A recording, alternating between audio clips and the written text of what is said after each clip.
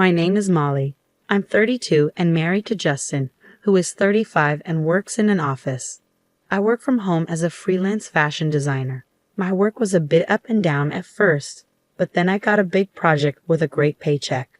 With that money, Justin and I moved into a fancy high-rise apartment. Since I wanted to live in such a nice place, I agreed to cover the rent myself.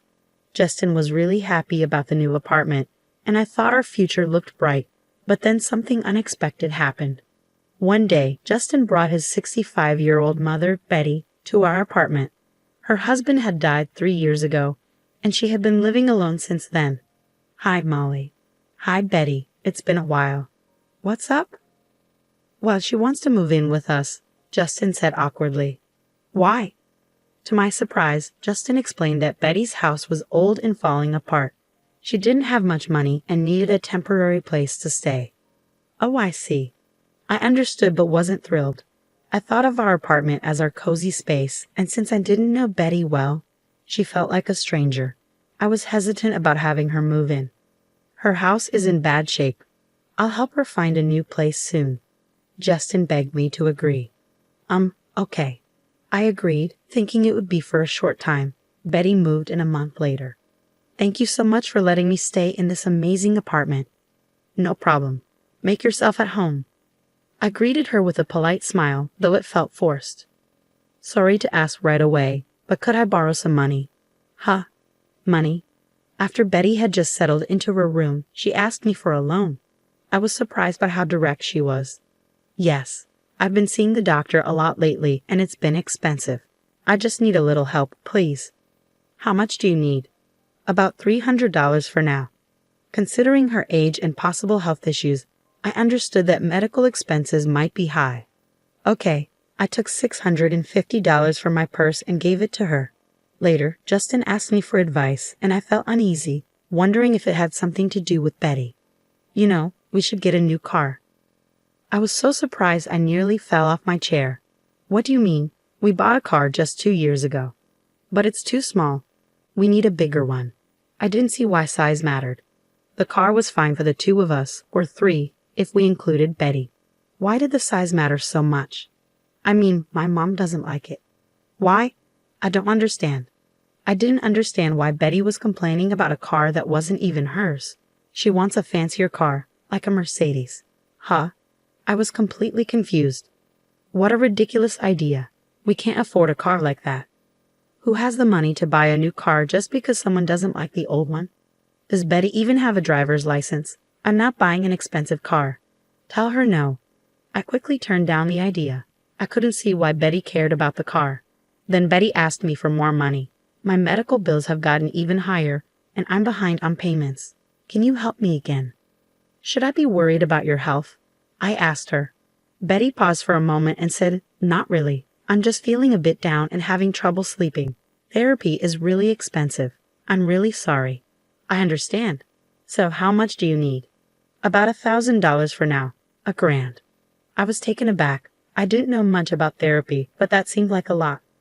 I'm sorry, my insurance only covers a limited number of sessions. After that, I have to pay half the cost. Okay, I'll get it for you by tomorrow.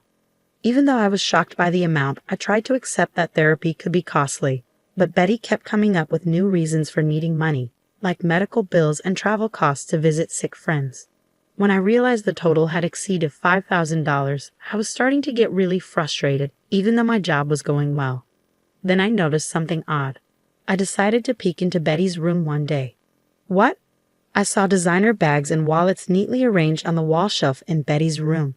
I was stunned. She had been borrowing money from me, claiming she was broke. But here she was with expensive items. I started to doubt the truth about her medical bills. A month later, Betty came to me asking for more money. Can you please wait? She said, almost angrily. I decided it was time to confront her. So I called Justin, who seemed unaware of what was happening. I need to ask you about Betty. What's she using the money for? Wait, what's going on, Melly? Justin had no idea what I was talking about. For my therapy sessions, prescriptions, and, Betty mumbled, not just those. Right, you've been buying designer clothes, bags, and other expensive things. Are you really seeing a therapist? Of course. Then show me the receipts. You must have them, right? When I pressed her with this direct question, she couldn't come up with a response. It became clear to me that she wasn't using the money for her health but for other things. Wait, what are you talking about? Justin was still confused. Betty has been wasting the money she borrowed from me. It's over $5,000. Even so, you're being too harsh. Can't you talk to her more gently? Justin was clearly siding with his mother. I don't have receipts. I was using the money for shopping and eating out with my friends, Betty finally admitted. I've noticed you seem relaxed and not at all depressed, even though you claim to have no money. If you were lying, please pay me back right now. Betty looked at me with desperate eyes. Wait, I can't come up with that much money right away. I've had enough, I said, pointing at her room. You have so many designer items. Sell them all if you need to, or move out. Justin, defending his mother, said, Hey, you're being unfair. She deserves a bit of luxury too. I wouldn't call it luxury. You've borrowed over $5,000, and it's wasted. It feels like a scam. You're being disrespectful. Don't act so entitled just because you're living here for free. If you're not happy with this, you should leave. What? That's nonsense. I was furious, almost ready to explode. I glared at him with intense anger. Did I say anything wrong? You're the one who brought Betty here. You just stay at home and do nothing. Who do you think made it possible for you to live in this nice apartment? I yelled, You're so arrogant, it's infuriating. Get out now. He was enraged. Fine, don't regret this. I grabbed only the essentials and left the apartment. I quickly found a new place to live. As a remote worker, I could work from anywhere. I wasn't fixed on living in a high-rise as long as I had a comfortable home. What's next? I decided I wouldn't return to the old place. I had been paying the rent myself, and I doubted Justin would be able to afford it on his own. My income was much higher than his. I went to see a realtor who had helped me before. It's becoming really hard to pay the rent due to personal reasons. I could afford it, but I lied on purpose. I'm sorry to hear that. What would you like to do? I asked him for a favor. One day, while I was working, I got a call from Justin. What's up? What do you mean? What? What have you done? He told me the lease was canceled and that I needed to move out. Yes, I asked the property agent to end the lease. I don't live there anymore, so why should I keep paying the rent? Don't you understand that? But my mom and I still live there. That's ridiculous. I was stunned and sighed in frustration. I don't live there, so why should I keep paying for the apartment? If you're having trouble, talk to your mom. Maybe she can sell some of her things to get money. I said it with a touch of sarcasm. Shut up. You were the one who wanted to live in a high-rise. If you don't want to move, why don't you just take over the lease yourself? Wait, I guess you can afford it with your salary. He seemed frustrated and couldn't come up with a better response. You should be able to manage a smaller place, so deal with it and move in with your mom. Are you crazy? My mom has already spent the money from selling her house, and I don't have any savings. How am I supposed to find a new place? That's not my problem. I was surprised he had no savings, especially since he'd been relying on my income. I realized how irresponsible both he and his mother had been. You brought this on yourself. Figure it out from now on. Are you saying we'll be homeless? You're still my wife. I told you to deal with it yourself. I'm leaving. I'm done with this. Goodbye. I hung up on him. A few minutes later, my phone rang again. It was Betty. Yes. Melly, I'm really sorry. I promise I'll pay you back. Please don't kick us out.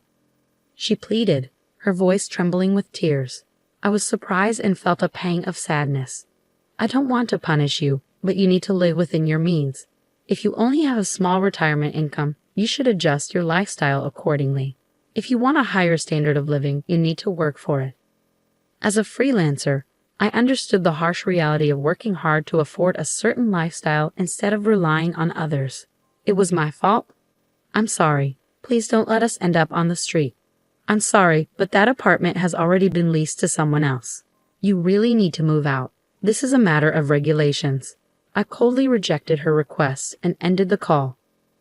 Later, I learned from the realtor that Justin and Betty had begged him in tears to keep the lease. However, he told them a new tenant was moving in soon, and they had to leave. Even if they had stayed, Justin's salary would have barely covered the rent, leaving them unable to afford anything else. It was absurd for them to rely on me while I was paying the rent. His stubbornness had led to this situation.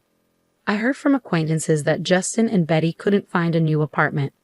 They were moving from motel to motel because Justin didn't have enough money for the broker's fee or deposit, and no one was willing to be his guarantor. Although he could have used a guarantor service, he still needed the money for the fees and deposit. Betty's short work history meant her Social Security didn't provide much. They were even struggling to afford food. They had brought all this trouble upon themselves. On my side, I landed another big project and became financially more stable. Looking back on our marriage, I realized that relying too much on one partner, whether financially or otherwise, is not sustainable. When one person depends completely on the other, it can lead to major problems when things fall apart. As a result, Justin and I ended up separating and eventually divorced. Our feelings for each other had faded, and there was no reason to stay together. Now that we're no longer together, I feel a sense of relief. If I decide to marry again, I'll be more careful in choosing the right partner. The divorce gave me valuable insights and new perspectives on life.